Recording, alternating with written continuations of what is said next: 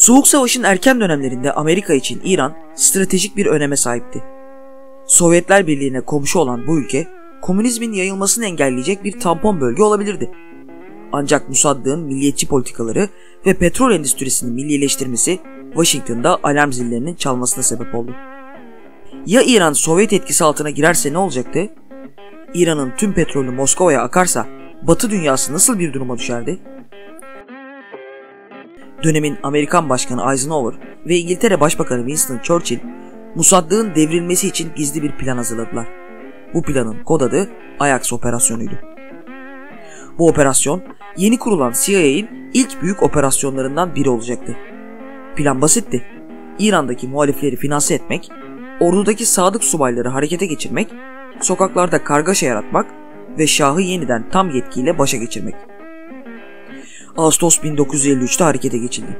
Rüşvetle satın alınan kalabalıklar, sahte komünist protestocular, CIA'nin finanse ettiği medya. Operasyon adeta bir tiyatro sahnesindeki gibi kusursuz ilerliyor, İran halkı gerçek ve kurguyu ayırt edemiyordu. 19 Ağustos 1953'te Şah yanlısı emekli General Fazlullah Zahedi önderliğindeki ordu birlikleri Başbakan Mossad'ın resmi konutunu bombaladı ve Mossad'lık kendisini linç etmek isteyenlerin elinden kıl payı kurtuldu. Ardından da General Zahedi'nin karargahına teslim oldu. Kargaşa sırasında güvenlik için Roma'ya kaçırılan Şah ülkesine geri döndü. Zahedi'yi başbakan olarak atadı ve eskisinden daha güçlü bir şekilde tahtına geri oturdu. Mossad'lık ise yargılanıp hapse atıldı ve sonraki yıllarda ev hapsinde tutuldu. İran'ın demokratikleşme umutları, petrolü millileştirme rüyası ve bağımsızlık hayalleri tek bir operasyonla yerle bir olmuştu. Bu darbe İran tarihinde derin bir yara açtı. İranlıların kolektif hafızasına Batı emperyalizminin ihaneti olarak kazındı. Ve bu yaranın izi yıllar sonra 1979 İslam devriminin ideolojik temelini oluşturacaktı. Amerika penceresinden bakıldığında ise bu operasyon büyük bir başarıydı. Şah artık Washington'ın tam ve sadık bir müttefiği haline gelmişti. İran petrolleri yeniden uluslararası şirketlere açılmıştı. Ve Amerika, İran'da yarım yüzyıl sürecek nüfuzunun temellerini atmıştı. Ancak hiç kimse bu müdahalenin ileride yaratacağı fırtınayı öngöremedi.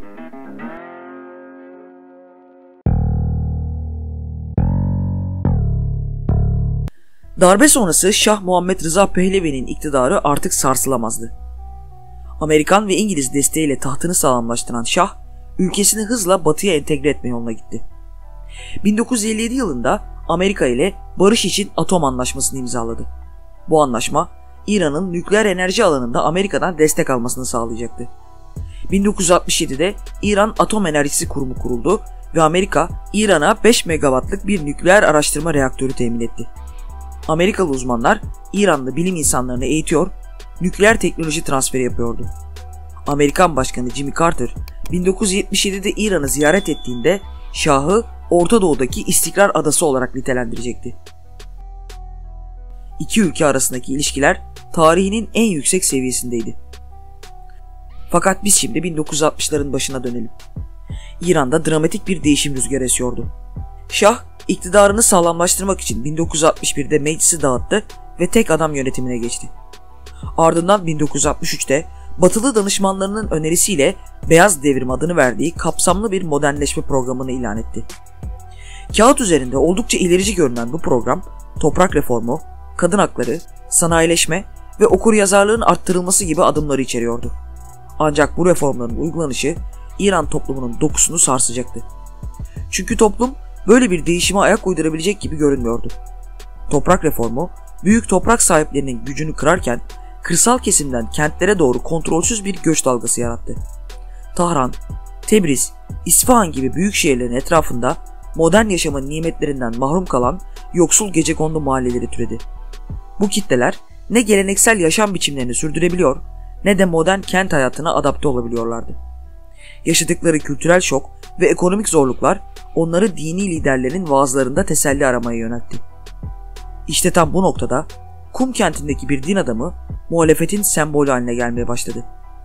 Ruhullah Humeyni. Keskin zekası ve etkileyici hitabetiyle tanınan Humeyni, reform paketini Amerikan planı olarak nitelendiriyor, Şah'ı da Amerika'nın kuklası olmakla suçluyordu. Beyaz devrimdeki tek beyaz sarayın duvarlarıdır sözü muhalefetin sloganı haline geldi. Hümeyni'nin Aşura günü yaptığı ateşli konuşma ülke çapında büyük bir protestoyu tetikledi. Şah onu tutuklattı ancak artan baskılar sonucu 1964'te serbest bırakmak zorunda kaldı. Hümeyni'nin sesini susturamayan Şah en sonunda onu ülkeden sürgün etmeye karar verdi. 4 Kasım 1964'te önce Türkiye'ye sonra Irak'ın Necef kentine gönderilen Hümeyni sürgünde dahi muhalefetini sürdürdü. Hümeyni tam 11 ay boyunca Bursa'da kaldı. Bu sırada kasetlere kaydedilen vaazları İran'a kaçak yollarla sokuluyor, elden ele dolaşıyordu. Bu kasetlerde Hümeyni özellikle iki hedef belirledi. Büyük şeytan olarak nitelediği Amerika ve küçük şeytan adını verdiği İsrail.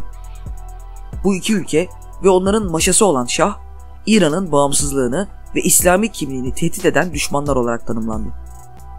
Hümeyni'nin mesajları sadece muhafazakar kesimde değil, Amerikan emperyalizmine karşı olan solcular ve milliyetçiler arasında da yankı buldu. Böylece Hümeyni, farklı ideolojilerden insanların Şah'a karşı birleşmesinin sembolü haline geldi.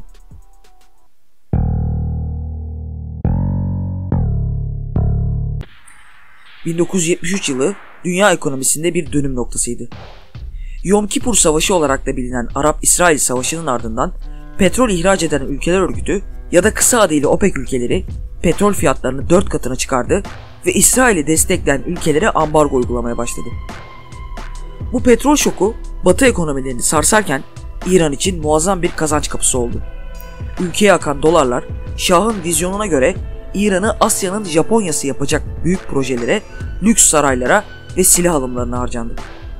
Şah, New York Times'e verdiği ünlü röportajında adeta meydan okudu. Petrolün fiyatı tabii ki artacak. Hem de nasıl? Siz bize sattığınız buğdayın fiyatını %300 arttırdınız.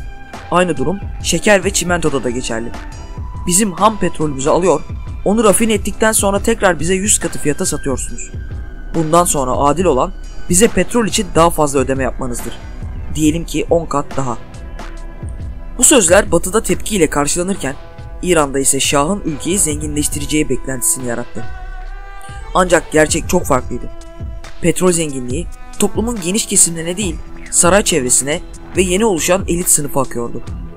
Tahran'ın kuzeyindeki lüks semtlerde şampanya ve havyar partileri düzenlenirken güneydeki gecekondu mahallelerinde temel altyapı olanakları bile yoktu. Bu dönemde enflasyon patladı. Konut krizi derinleşti. İşsizlik arttı. Şah ve çevresi halkın yaşadığı sorunları görmezden geliyordu. Amerika'dan alınan sofistike silah sistemlerine milyonlarca dolar harcanırken halkın temel ihtiyaçları karşılanamıyordu. Şah'ın kurduğu SAVAK adlı gizli polis örgütü ise her türlü muhalefeti acımasızca bastırıyordu. İşkenceler, gözaltında ortadan kaybolanlar ve yargısız infazlar adeta rejimin gündelik uygulamaları haline gelmişti. Bu koşullar altında Hümeyni'nin mesajları halk arasında daha da güçlü bir şekilde yankı buluyordu. Sürgünde olmasına rağmen sesi İran'ın her köşesine ulaşıyordu ve İran için fırtına bulutları ufukta belirmeye başlamıştı.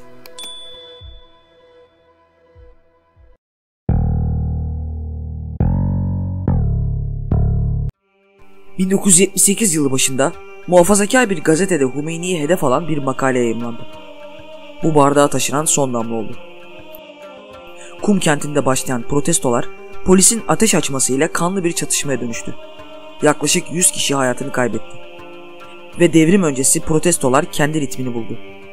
Protesto gösterileri, şiddetle bastırılma, ölenleri anma törenleri, yani yeni protestolar ve yeni şiddet dalgası. 1978 ortalarında Irak lideri Saddam Hüseyin, İran'la ilişkilerini bozmamak için Hümeyni'yi ülkesinden kovdu. Bunun üzerine Hümeyni Paris'e yerleşti. Bu durum ironik bir şekilde ona daha fazla görünürlük sağladı. Batılı gazeteciler karizmatik buldukları bu liderle röportajlar yapıyor, onun mesajını dünyaya iletiyorlardı. Şii liderin etrafında birleşenler Şah'ın batılılaşma hamlelerini tamamen İslam'a karşı buluyor ve tümden reddediyorlardı. İran'da ise sokaklar alev alevdi. 1978'de Jale Meydanı'nda yaşanan ve Kara Cuma olarak anılan olayda ordu göstericileri ateş açtı. Yüzlerce kişi öldü. Bu katliam rejime olan öfkeyi daha da arttırdı. Protestolar artık sadece muhafazakar kesimle sınırlı değildi. Aydınlar, öğrenciler, işçiler, kadınlar Toplumun her kesimi sokaklara dökülmüştü. Petrol işçilerinin grevi ekonomiyi felç etti. Bankalar kapandı, kamu hizmetleri durdu. Şah önce sıkı yönetim ilan etti. Sonra reformlar vaat etti. Ardından sivil bir hükümet kurdu. Ancak artık çok geçti. Amerikan Başkanı Carter bile Şah'a reform yapmasını tavsiye ediyordu. Ancak halk artık reform değil, rejimin tümden değişmesini istiyordu. 16 Ocak 1979'da Şah Muhammed Rıza Pehlevi, ailesi ve yakın çevresiyle birlikte İran'ı terk etti. Resmi açıklamada tatil için gittiği söylense de bu dönüşü olmayan bir gidişti. 2500 yıllık İran monarşisi böylece fiilen sona erdi.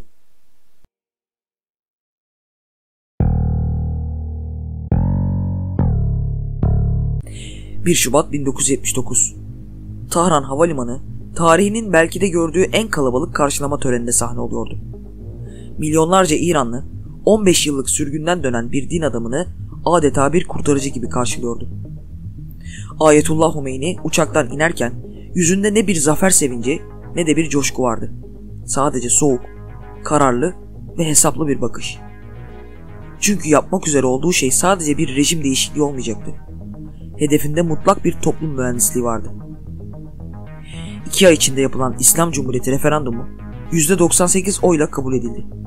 Artık İran'da yeni bir dönem başlamıştı. Velayeti fakih dönemi. Yani din alimlerinin yönetimi. Ancak çok geçmeden Hümeyni'nin özgürlük vaadinin sadece şeriat kurallarına bağlı kalmak şartıyla geçerli olduğu anlaşıldı. Fransız düşünür Danton'un giyotine giderken söylediği o meşhur söz sanki İran için zikredilmişti. Her devrim önce kendi evlatlarını yer. İran'da da tam olarak böyle oldu. Hümeyni yönetimi daha birkaç gün öncesine kadar Şah'a karşı omuz omuza mücadele ettiği solcuları, aydınları ve liberalleri can düşmanı belledi. Üniversiteler devrimin ilk hedeflerinden biri oldu. Kültürel devrim adı altında kampüsler basıldı, Batı düşüncesinden etkilenen akademisyenler ve öğrenciler tasfiye edildi. Hümeyni, kurdukları İslam düzeninde ne doğuyla ne de batıyla bağlantısı olan entelektüellere yer olmadığını açıkça söylüyordu. Takip eden cadı avında binlerce aydın, öğrenci ve akademisyen ya hapsedildi, ya idam edildi ya da sürgüne gönderildi.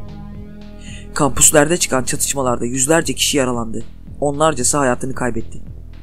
İran'ın entelektüel birikimi bir gecede yok edilmişti. Devam eden süreçte devrim muhafızları adı verilen özel bir ordu kuruldu. Bu ordu ne düzenli orduya ne de sivil otoriteye bağlıydı. Doğrudan Hümeyni'ye rapor veriyordu. Görevleri devrimi korumak ve şeriat kurallarının uygulanmasını sağlamaktı.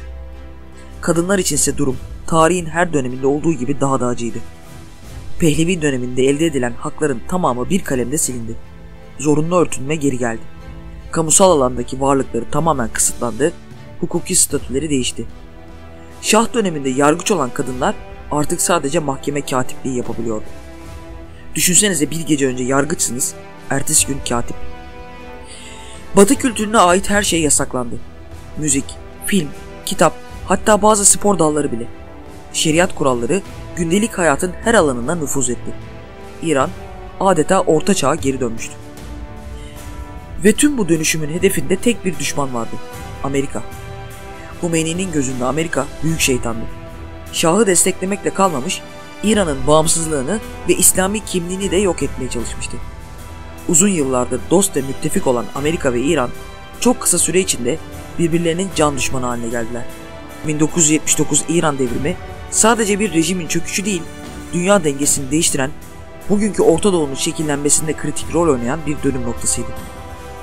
Eğer bu video hoşunuza gittiyse lütfen beğenmeyi, yorum yapmayı ve kanalıma abone olmayı unutmayın. Bir sonraki videoda buluşalım. Hoşça kalın.